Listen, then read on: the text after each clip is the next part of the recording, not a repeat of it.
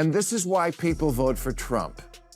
They say in politics, liberals are the gas pedal and conservatives are the brakes. And I'm generally with the gas pedal, but not if we're driving off a cliff.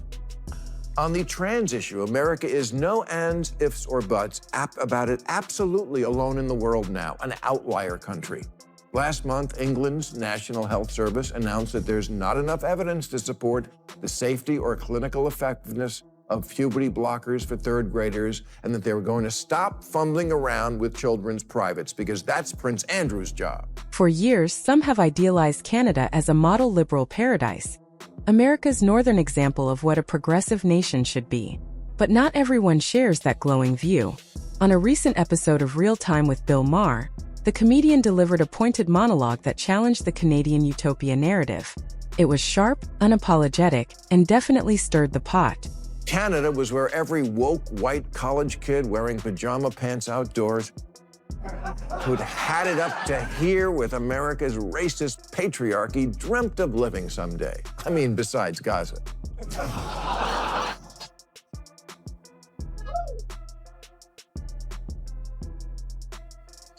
There's only one problem with thinking everything's better in Canada. It's not. Not anymore, anyway. Last year, Canada added 1.3 million people, which is a lot in 1 year, the equivalent of the U.S. adding 11 million migrants in 1 year. And now they're experiencing a housing crisis even worse than ours. And we're sleeping in tents.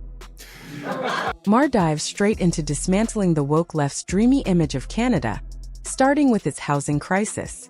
He calls out the country's open-door immigration policies, ones many American progressives admire, as a key factor fueling the disaster. Canada faces a staggering shortfall of 3.5 million housing units by 2030, a gap so massive it makes California's market look tame.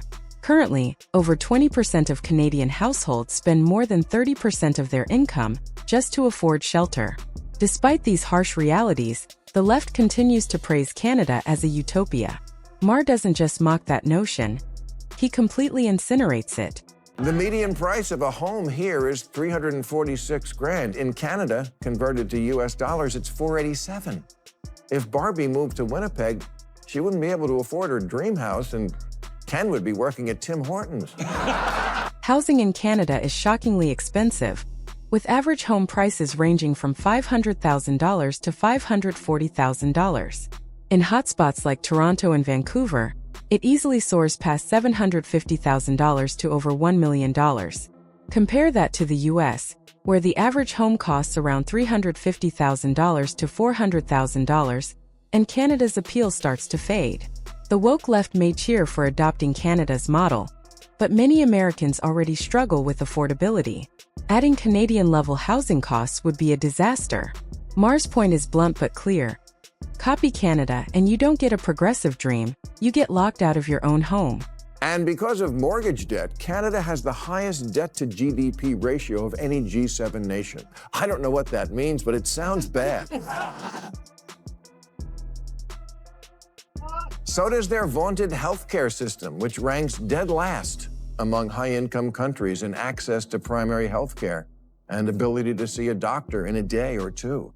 And it's not for lack of spending. Of the 30 countries with universal coverage, Canada spends over 13% of its economy on it, which is a lot of money for free healthcare. Canada's issues are turning out to be far more severe than its liberal admirers want to admit.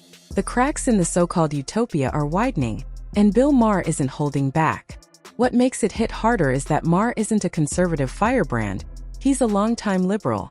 So when someone from within the camp starts sounding the alarm, it's worth listening. His critique isn't just about Canada. It's a pointed warning to America. Maher holds up the Canadian model like a cautionary tale, asking, is this really what you want? Sky-high housing, broken promises, and buyer's remorse? That's the Canadian export. Look, I'm not saying Canada still isn't a great country. It is, but those aren't paradise numbers. If Canada was an apartment, the lead feature might be America adjacent.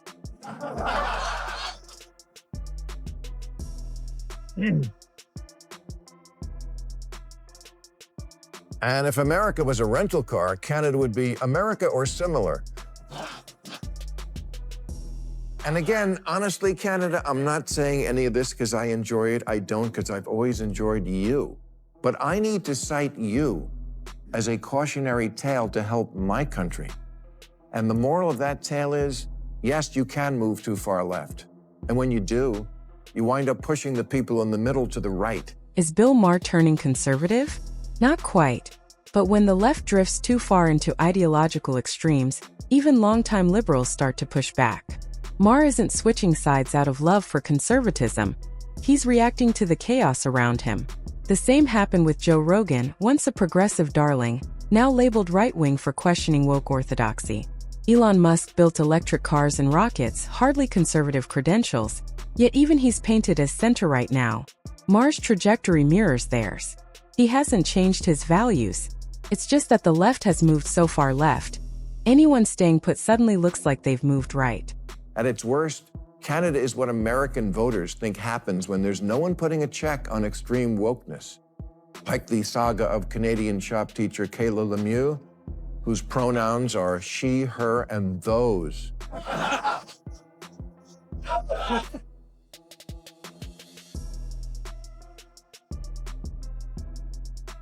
Kayla is now back to being a guy named Kerry, but 2 years ago, when they showed up to teach children, the progressive high school they taught at said that they, the school, not the person. Really, you couldn't have found another word. We were using that one. Anyway, okay. They were committed to a safe environment for gender expression. Safe for who? What about the children? This is what happens when identity becomes fluid to the point of confusion. When everyone is expected to adopt shifting pronouns and roles without question. The result isn't empowerment, it's instability. Maher highlights cases like a teacher who presents as a woman one day and reverts to male the next, leaving students unsure of who they're even speaking to. It's not education, it's performance. And not the enlightening kind. When personal identity becomes a revolving door, it doesn't foster understanding. It breeds uncertainty. In chasing total inclusivity, clarity is lost, and what remains is a muddled system that leaves everyone confused. What about the equipment in that shop class?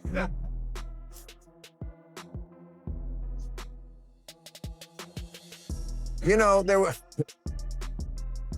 once a weirdo D-list movie producer in the 60s named Russ Meyer, who made low-budget B movies like Faster Pussycat Kill Kill and Beyond the Valley of the Dolls, always featuring women who look like this. His movies played in porn houses and were featured in Hustler and Playboy. Okay, fine, but who says, no, when it comes to huge, ridiculous, save that for the kids? These extreme examples of wokeness aren't happening in some distant social experiment. They're playing out right next door in Canada, the country many American liberals hold up as a progressive ideal. But peel back the glossy image and what do you find? Soaring housing costs, identity confusion in classrooms, and government policies that feel more like ideological tests than real solutions. Yet the American left still romanticizes Canada like it's a flawless paradise. Maher's message is simple. If this is the model, it's one built on dysfunction and denial. Maybe it's time to stop idealizing Canada and start facing some hard truths. And this is why people vote for Trump. They say in politics, liberals are the gas pedal and conservatives are the brakes. And I'm generally with the gas pedal, but not if we're driving off a cliff. On the trans issue, America is no ands, ifs, or buts about it, absolutely alone in the world now, an outlier country. Last month, England's National Health Service announced that there's not enough evidence to support the safety or clinical effectiveness of puberty blockers for third graders, and that they were going to stop fumbling around with children's privates because that's Prince Andrew's job. Maher hits the nail on the head. Trump didn't win in a vacuum. His rise was fueled by a wave of frustration from Americans across the spectrum, not just conservatives. Centrists and disillusioned liberals were fed up with the left's obsession with identity politics, cancel culture, and virtue signaling. The Democratic Party had become more about moral posturing than practical solutions. Even young voters, once seen as the left's guaranteed base, began to pull back. People weren't interested in trading open dialogue for ideological conformity. In the end, the left didn't just lose voters, they handed Trump the win by default. So too with all the other good place countries, in direct opposition to America's choice to affirm children's wishes on switching gender, no matter the age or psychiatric history. The far left, which always like to use, well, Europe does it. Yeah, no, that doesn't work on this one anymore. Here's the irony the woke left won't admit. Many of the progressive countries they idolize don't even support gender-affirming care for children. Sweden, Finland, and the UK, nations often held up as enlightened models, have all rolled back or restricted medical transitioning for minors. Why? Because after reviewing the science and weighing long-term risks, they chose caution over ideology. Some now ban such treatments entirely until adulthood. Meanwhile, in the US, the left pushes these policies as progressive essentials, pretending the world agrees. But that's a myth. Even the enlightened countries know better than to gamble with kids' futures. Or on immigration. Sweden opened its borders to over 1.5 million immigrants since 2010, and now 20% of its citizens are foreign-born, and its education system is tanking, and it has Europe's highest rate of gangland killings. And one result is that the far-right parties are in the government now there for the first time. To which liberals say blaming immigrants for the rising crime rate is racist. Yeah, but is it true? Of course it's true. It's not a coincidence the quality of life went down after the Somali gangs started a drug turf war using hand grenades. Calling it racist doesn't solve the problem. It hands future elections to someone who will solve the problem and who, I promise, you're not going to like. Here's the harsh truth. Open borders aren't just idealistic, they're dangerous. Under Biden, fentanyl smuggling and overdoses have surged, devastating communities and stealing lives. This isn't compassion. It's chaos disguised as policy. Kids overdosing in schools and families grieving early losses show the cost of reckless border control. Maher's critique of Canada and the radical left isn't just humor. It's reality. From housing crises to identity confusion and border chaos, their so-called utopia is crumbling. America doesn't need Canada's blueprint. It needs leadership, sanity, and truth. If you like this, hit like and subscribe. Thanks for watching.